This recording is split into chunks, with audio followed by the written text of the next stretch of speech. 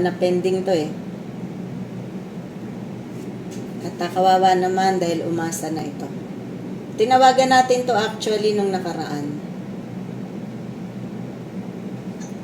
Kasagot. Mush mush. Mush mush. Musya musya.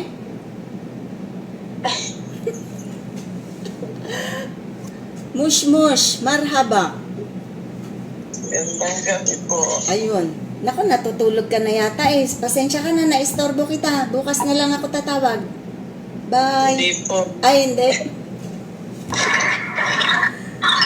Hindi kita naistorbo. Ako, nag-e-echo. Ang pangit ng boses ko. Hinaan mo ng konti. Ano? Ayan. Okay na ba ang ating linya? Opo. Ayan, malinis na.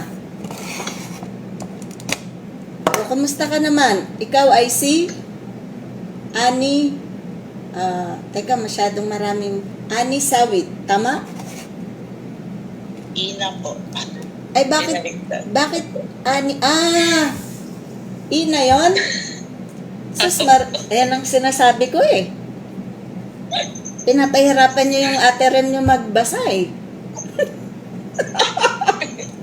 Yala. Uso talaga ang baliktaran ngayon, ano? Yala. Okay. Adi Sawit. Ina. Okay. Ano ang kwentong kapatid mo? Babasahin natin para sa interes ng ating mga kapatid. Aha. Teka, isi-send lang natin ito dahil may lamay ito eh. Bakit ang dami niyang sinend?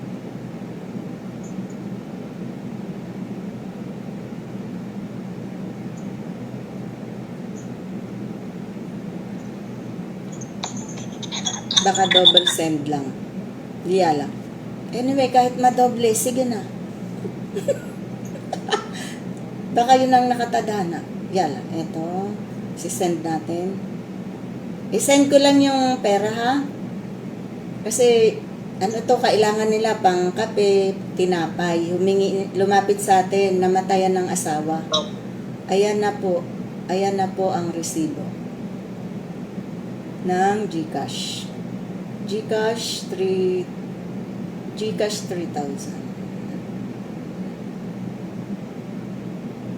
Yala. Top, ikaw naman, kapatid,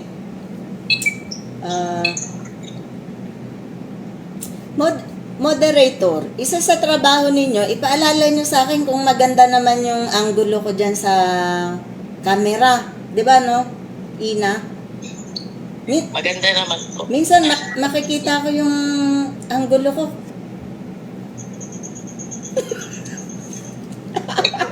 Maganda ba yung anggulo ko dyan? Po, nakataglit. Sa YouTube, nakaharap. Ay, dalawa ba yung nakabukas dyan? Ayos ah. Okay. Yala. Nagbibiro lamang ako. Kahit anong itsura ko, ayos yan. Laban yan. Yala, hanapin natin yung iyong... matagal na to eh, itong kwentong kapatid mo. Tinawagan kita pero hindi mo ako nasagot. Dahil ayon sa'yo, nagtitinda ka, tama? Opo, alas 12 po ng madaling araw kasi tuwing madaling araw ng Martes, Huwebes at Sabado, nagluluto na ako. Kaya po mga 7, natutulog na ako ng maaga. So, naistorbo talaga kita ngayon, ano? So, ang...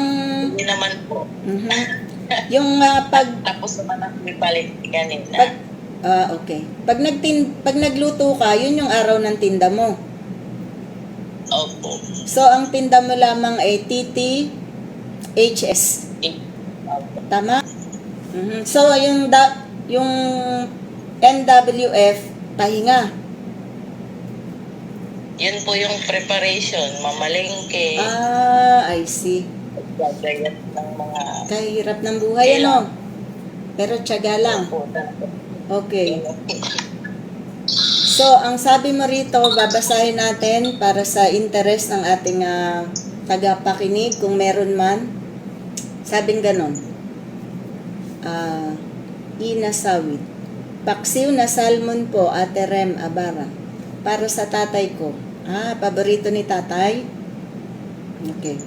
And then, sabi niya, at hindi siya pwede sa mga karne.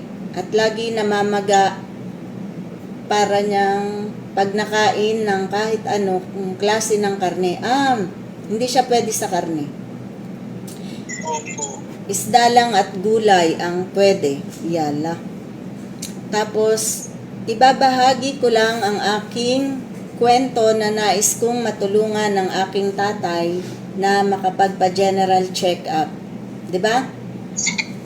And, isa lang po akong mini vendor. Anong ibig sabihin nun? Mayroon lang po akong pwesto sa palengke na maliit. Nagtitinda ng merienda, sopas, pansit, spaghetti. Saang palengke ba ito? Anong lugar kayo? Dito po, kila Ate Lilia. Taga Nueva Ecija ka? Dyan sa may school? Dito po, tapat lang namin yung bahay nila. Yung dyan? Oh. Ay naapo. Yala. So, yala. Baka sobrang lakas ng boses ko, magising sila sa tapat. Hindi ba? Lumabas ka pa yata. Yala. Small world. Hi, shout out sa inyo dyan. Babasahin ko na lahatan eh. Wala nang maraming interview. Yala, tuloy. At natutulog ka eh. Check up. Isa lang po akong mini vendor dito sa palengke namin. Naghahanap buhay para sa 2 kong anak. Nagtitinda ng merienda every Martes, Huwebes at Sabado. Dahil yun lang ang palengke at market day. Kaya yun ang tinda mo. No? Okay. Opo. At araw na mabili dito sa probinsya. May konting kita pero hindi sapat para makaipon ng konting kita. So napakaganda pala at napili kita Pero okay. So kahit malit ang iabot ko, tulong pa rin yan, 'di ba? Biyaya. Yala. Hindi sapat para maipon ng pantulong ko sa aking tatay. Para makapagpa-general check-up, para malaman namin kung ano ang mga sakit niya. Wala pa kayong alam na sakit niya. Gusto niyo palang alamin. Kumusta ba si tatay? Anong kondisyon niya ba? Nung nakaraang taon po, ang findings noon, ay 2023 pa po last na kanya. Yung sa uric po kasi namamaga yung paa niya. Mataas ang uric acid. Masakit yan. Tapos, high blood. High blood din. Bakit? Madalas niyong ulam? Tuyo ba? Nakaka-high blood daw kasi yan pag tuyo ng tuyo, di ba? Babasa ko sa Facebook. Yala, tawanan ng buhay. Next. Anong susunod? Kung anong mga sakit niya para mabigyan ng lunas at humaba pa ang kanyang buhay. Kasi kahit hirap sa buhay, kung buo at sama-sama kami, ayos lang. Tama naman mga kapatid. Tama yung sinabi mo na yan. Nakakaano ng damdamin. Kung mapili man po sana ako, ayun lang ang tanging hiling ko. Mapa-check up si tatay. Ate Rem. Kahit hindi na po para sa akin, para na lang sa tatay ko. Iyala. Ako nga, 5 years old, wala na akong tatay. Totoo yan. So, mas maswerte ka pa sa akin at sa edad mo na yan, may tatay ka pa. Mahalin nyo yung mga magulang nyo, mga kapatid, gaya ng sinasabi ko. Dahil mahirap mawala ng magulang. Nakakalungkot. Yala. So, next. Totoo yan, nakakalungkot talaga. Hindi ako nagbibiro. So, kahit nabasa ko na, gusto ko pa siyang makasama ng matagal kasama ng nanay ko. Kompleto pa kayo. Ibig sabihin Opo. Diyan ba ako sa inyo bumibili ng yelo?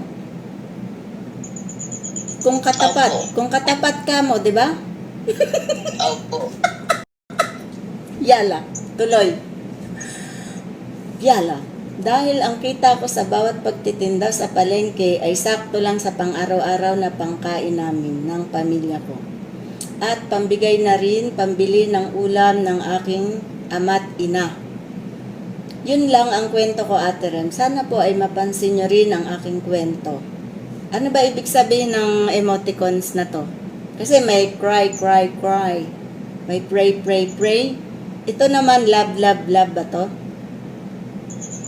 Love, love yan o? Yala. Ping na Love, love, love. Yala. So, yun lamang ang kanyang kwentong kapatid. Wala siyang hiniling para sa sarili niya. Bagkos ang lahat ay para sa tatay niya. Yung mapacheck up. Siyempre, para sa sarili niya na rin yan, ano? Tama ba mga kapatid? Mukhang iniwanan na tayo ng ating mga kapatid. Talaga naman, o. Yala. Yala, yala.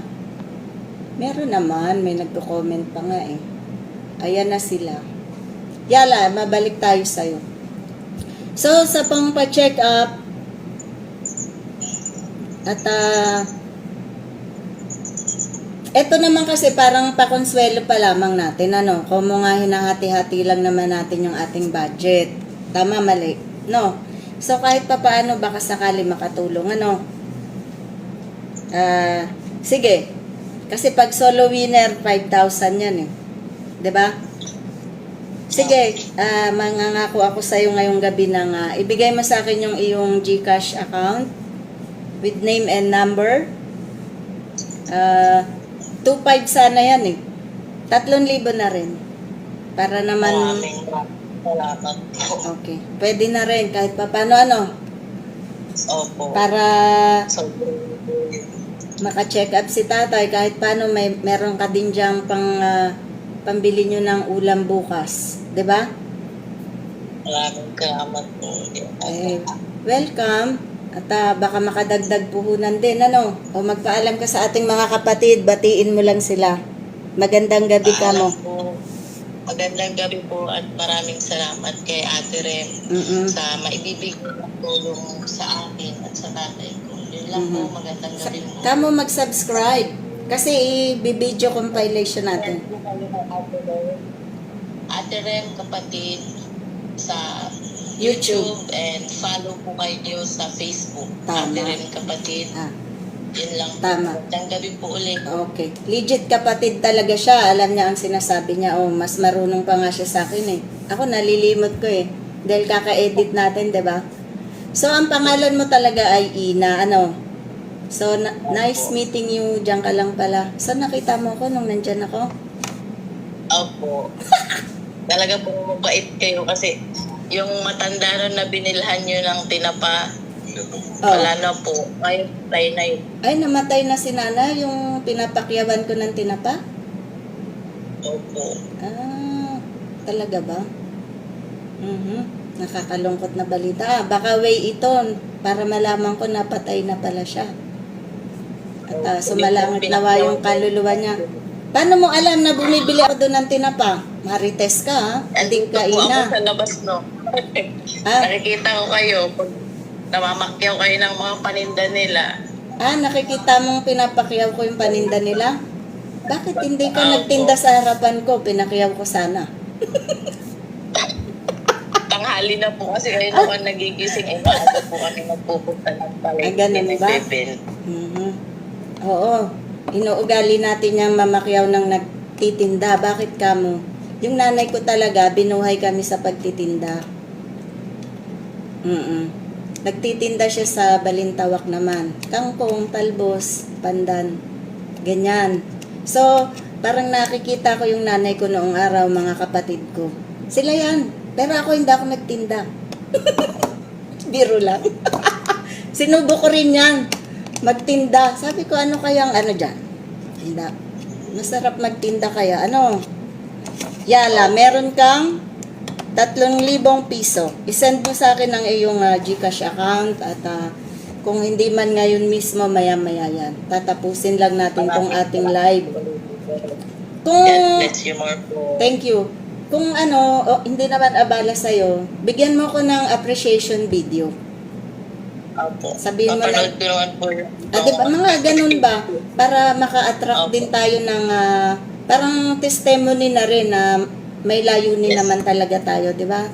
So, parang naka-bless ka rin in a way, di ba? Indirectly. Ang daldal ko, no?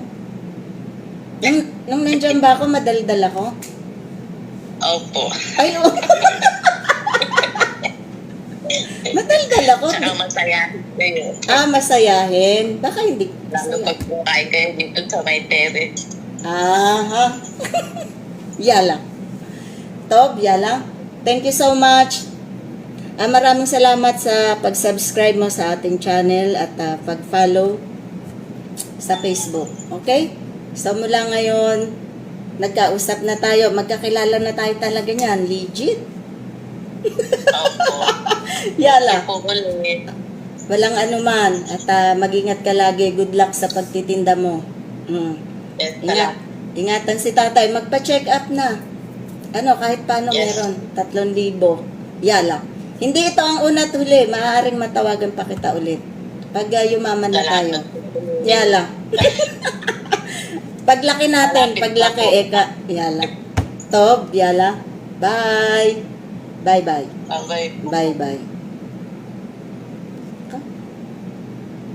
Hindi pala iba yung natawagan natin, mga kapatid. Kilala na tayo noon pa man. Nakita niya. Pinapanood niya pala ako, matagal na.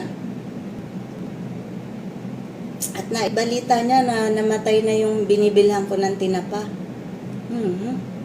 Sumalangit nawa yung kaluluwa ni nanay. Matanda na yun eh. Ganyan kasi yung ginagawa natin, mga kapatid. Pag nakakakita tayo ng nagtitinda, hindi natin natawaran yan. Lalo na yung mga nakaupo lang sa tabi-tabi, naglalakad. Mahirap yan, yung buhay nila. So, kung may pagkakataon kayong bumili ng mga paninda nila, ibilan nyo na, huwag na kayo tumawad. Higit sa lahat, huwag lolokohin. Okay? Kasi yung iba dyan, malabo na yung mata. Hindi alam magbilang ng, tumingin ng tamang value ng pera. Huwag niyong lolokohin kasi kawawa naman. And, naloko niyo yung kapwa niyo, yung Panginoon, yung nasa taas, hindi niyo maloloko yan. Hindi niyo pa sinasabi, alam niya na yung nasa isip niyo. At lahat yan may kabayaran kung tayo ay manloloko sa ating kapwa. Yala! Lalo pa nga kung matatanda at naghahanap buhay. So, wag ganun, okay? At pagpapalain kayo ng Diyos kung kayo ay tapat sa inyong kapwa, lalo na sa mga matatanda, mga bata, yung mga helpless na sinasabi. Ganyan. Okay?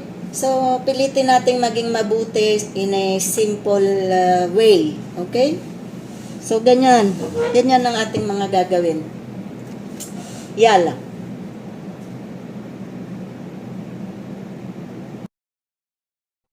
Good morning po mga kapatid. Narito po ako upang magbigay ng appreciation video para sa pagtulong sa akin ni Ate Rem.